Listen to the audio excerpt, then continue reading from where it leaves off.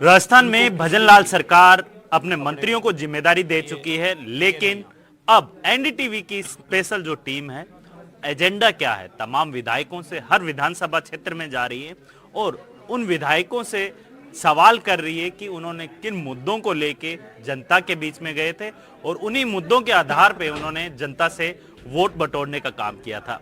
मेरे साथ मौजूद है बाल मुकुंद आचार्य जी, जो कि हवा महल विधानसभा क्षेत्र से हैं और अब कह सकते हैं कि लगातार वो सुर्खियों में भी रहते हैं अपने काम करने के तरीके को लेकर।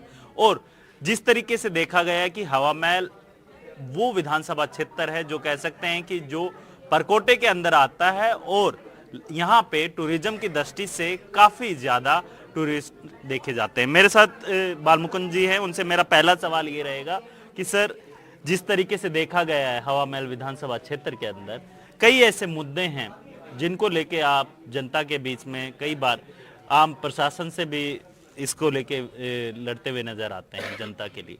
क्या क्या मुद्दे हैं अगर स्थानीय मुद्दों की बात की जाए? जय सिया राम।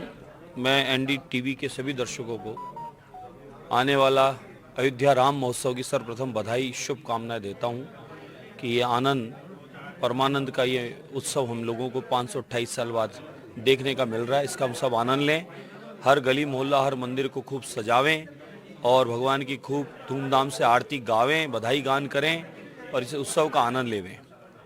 अब रहा बंधु आपका सवाल कि हवा महल विधानसभा के किन मुद्दों पर, मुद्दे हजारों हैं, समस्याएं हजारों हैं। तो एजेंडे क्या रहने वाले हैं आपके विधानसभा क्षेत्र के? हवा महल विधानसभा में बहुत सारे आध्यात्मिक केंद्र हैं।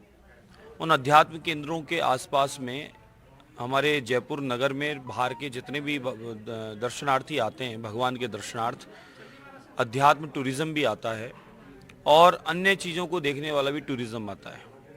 तो उन सबको सुरक्षा देना, वहाँ आसपास की व्यवस्थाओं को दुरुस्त करना, पार्किंग सुव्यवस्थित करना, जाम न लगे उस जाम की समस्या से निराकरण करवाना, ड्रेनेज प्लान बिल्कुल जीरो कर दिया, यहाँ 5 साल में कुछ हुआ नहीं, नालियों का पानी रोड पर है तो उन नालियों को भी दुरुस्त करना, अंडरग्राउंड उनका पानी का निकास हो जावे उसकी व्यवस्था करना, और जिस प्रकार से तारों का जाल पूरे शहर को जकड़ रखा है तो उन तारों को और उन कंपनियों को तारों को व्यवस्थित करना और कंपनियों को नोटिस देना कि आप किस तरीके से शहर का बदसूरती कर सकते हैं, आपको क्या अधिकार है। प्राचीन इमारतें हैं वो धराशायी होने की स्थिति में उन्हें तैयार करना, सुव्यवस्थित सुंदर तरीके से वापस उसकी बनावट को पुराने रूप में करना, ताकि यहाँ आने वाला उनको देखकर जो प्रसन्न होता है, फोटो खींच के देश दुनिया में दिखाता है, तो हमारे जयपुर का, पराकाशी का, हवा महल विधानसभा का जो चित्र जाता है वो चित्र सुंदर ही जावे। और घरों में जो पानी आ रहा था वह पानी आज भी जिन मुद्दों की बात करती है 75 साल से जो एक ही बात कर रही थी अब तक 60 साल में कांग्रेस गवर्नमेंट कि हमने ये विकास किया, तो विकास की बात ऐसी है साहब कि विकास जो था उसको और रोक दिया 5 साल में और उसका नतीजा ये रहा कि घरों में पीने का पानी दूषित आने लगा। ये पीड़ा थी हमारी। अब हम स्वयं मॉनिटरिंग कर रहे हैं हमारे पार्षदों के साथ प्रत्येक क्षेत्र में, क्योंकि हमारे यहाँ स्टाफ ही नहीं था। पता किया है कि जहाँ 30 आदमी की जरूरत है वहाँ 5 आदमी लगे हैं और 5 लगे हैं तो मौके पे नहीं है। तो अब हम लोग सुबह शाम मॉनिटरिंग करते हैं, जो जो सफाई का टाइम होता है वहाँ जाते हैं, हमारे पार्षद भी जाते हैं, रजिस्टर भी चेक करते हैं और जहाँ से गुजरते हैं वहीं से हम लोग फ़ोन करना चालू करते हैं कि साहब यहाँ कचरा पड़ा है या उठा नहीं है। तो इस समय इंदौर सही कहा कि नंबर 1 आ रहा है और मैं मानता हूँ कि थोड़ा समय हमें आप लोग देंगे तो हम लोग अब जयपुर को नंबर 1 ला के आप लोगों को बताएंगे। एक सवाल और, क्योंकि जिस तरीके से देखा गया है कि चाहे वो गाय का मुद्दा हो या फिर मंदिर का मुद्दा हो, इन तमाम मुद्दों को लेके आप लगातार सड़क पे भी मुद्दा उठाया है, थाने तक में भी मुद्दा उठाया है, लेकिन अतिक्रमण को लेके क्या रहेगा? क्योंकि पूरा शहर है, जगह जगह अतिक्रमण देखने को मिल रहा है, उसको लेके क्या आपकी रहेगी? देखिए, फल सब्जी वाले जो हैं अपना रोजमर्रा व्यापार करके अपना जीवन चला रहे हैं, इनके लिए हम लोग जहाँ जहाँ हमारे पास में जगह होगी सरकारी, वहाँ पर हम लोग मंडियाँ डेवलप करेंगे और इन लोगों को वहाँ पर हम लोग जगह उपलब्ध कराएंगे कि आप लोग रोड पर खड़े होके, जिससे जाम भी ना लगे, व्यापार भी इनका बढ़े और इनको सुरक्षा भी पूरी मिल पावे, क्योंकि रोड पे खड़े हैं, कहीं दुर्घटना घट जावे तो इन लोगों का भी नुकसान है। तो हम लोगों ने तय किया है कि हम लोग एक छोटे छोटे एरिया वाइज मंडियां तैयार करेंगे, इनको जगह उपलब्ध कराएंगे ताकि इनका रोजगार चलता रहे, काम उनका बढ़े। इसी प्रकार से और बिल्डिंगों पर कब्जा, सरकारी बिल्डिंगों पर कब्जा, फुटपाथ पर कब्जा, बरामदों पर कब्जा, बरामदों की छत पर कब्जा, जिस प्रकार के कब्जे कर रखे हैं वो कब्जे तो साहब छोड़ने पड़ेंगे, खाली करने पड़ेंगे, क्योंकि जो नियम कायदे में रहेगा वही फायदे में रहेगा। शहर जो है सबका है और यहाँ आने वाला जो मेहमान है उसका भी सत्कार हमें आप सबको करना है। तो हमें आने वाले पर्यटनों का भी ध्यान रखना है। यहाँ अध्यात्म पर्यटन भी बहुत है। जयपुर में इतने प्राचीन मंदिर हैं जिसको अपराकाशी कहा है। हम लोग चाहते हैं दक्षिण भारत की शैली पे हमारे जो प्राचीन मंदिर है देवस्थान के पास हैं या अन्य कोई निज सेवा में है, पूजा में है, उन सब मंदिरों को हम निखारना चाहते हैं। निखार कर वहाँ पर पार्किंग से लेकर भोजन प्रसादी की व्यवस्था है, वहाँ आने जाने वाले को सुरक्षा है, वो सारी व्यवस्थाएं करके हम सारे अध्यात्म पर्यटन को भी तैयार करना चाह रहे हैं ताकि हमारे देवी देवताओं के प्राचीन मंदिरों को भी दर्शन करने लोग जयपुर में आवें। जो आते हैं तो उनका भी दर्शन करें और अन्य जो कोई घूमने की जगह उनका भी घूमने का करें।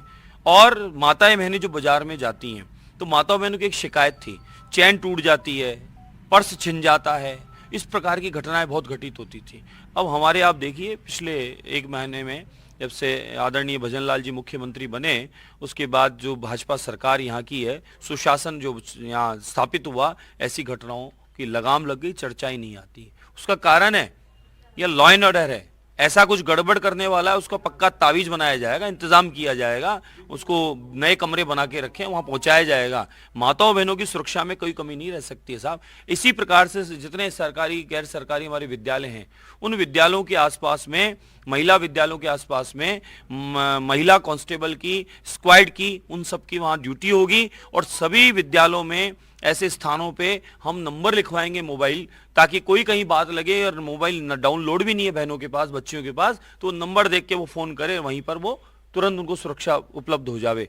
तो इसलिए हम इन सब पर प्लान कर काम चल रहा है हमारा और ये सब चीजें अब धीरे धीरे आप लोगों को होती नजर आएगी। एक लास्ट सवाल है मेरा कि राम मंदिर बनकर तैयार हो चुका है, 22 जनवरी को उसकी प्राण प्रतिष्ठा है। तो बीजेपी लगातार एक मुहिम चला रही है कि हर विधानसभा क्षेत्र से लगभग 200 लोगों को रामलला के दर्शन के लिए ले जाया जाएगा।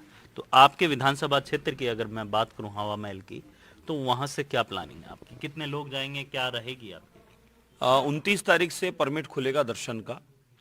हवा महल विधानसभा का संकल्प था कि जब भाजपा की सरकार आएगी, सुशासन आएगा, राम राज्य की स्थापना होगी, भगवान राम जी, माँ जानकी जी गृह प्रवेश करेंगे। उनके गृह प्रवेश के बाद हम सब उनके गृह प्रवेश पे दर्शन करने को जाएंगे और माँ जानकी जी की रसोई का प्रसाद पाएंगे। ये हमारा संकल्प था।